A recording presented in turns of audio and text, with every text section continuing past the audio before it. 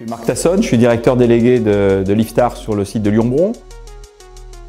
Le but du séminaire, en fait, dans le cadre de la création de l'université cible qui va regrouper 6 établissements, c'est que les personnels de chaque établissement se rencontrent et sur place puissent montrer un petit peu quels sont les travaux qu'ils réalisent, avec quels outils, avec quels équipements, voire grands équipements, ils font leurs recherches ou leurs travaux sur les innovations pour le monde des transports de demain.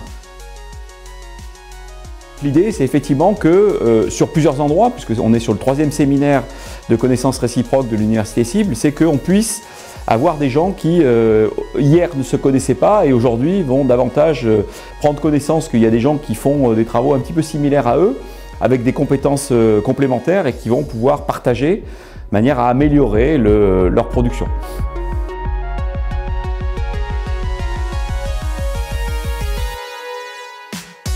Voilà, alors on a donc sur le site de Lyon-Bron plusieurs équipements qui sont uniques. On a la possibilité de tester la réaction de mannequins qu'on mettrait dans les voitures.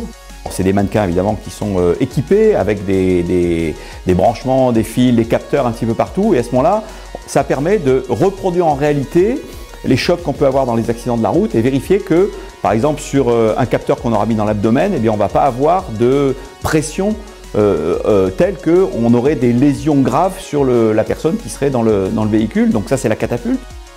Dans les ateliers, on traite des problématiques qui sont plus liées à la thématique, par exemple, de la recherche. Comment on va organiser la recherche alors qu'elle est aujourd'hui organisée dans 7 établissements. Demain, comment on l'organise quand on aura fusionné d'une manière coordonnée. Donc ça, c'est une thématique.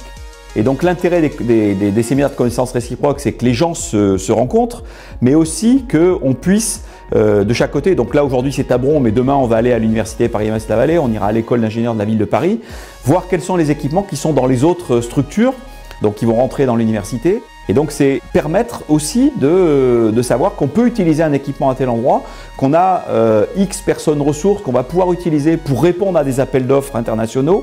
Et donc c'est effectivement l'idée d'avoir un plus grand périmètre autour de nous et faire avancer encore plus vite la science.